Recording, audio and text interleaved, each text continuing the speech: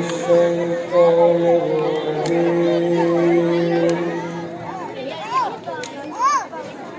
بسم الله الرحمن الرحيم.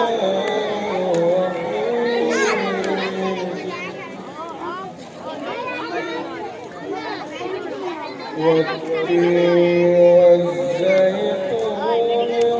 وطور سينين وهذا البلد الأمين.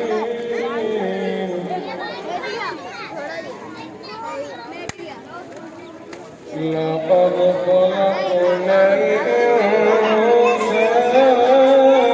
في أحسن تقويم.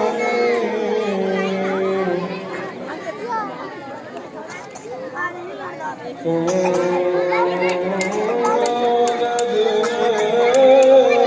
أسفل سافلين.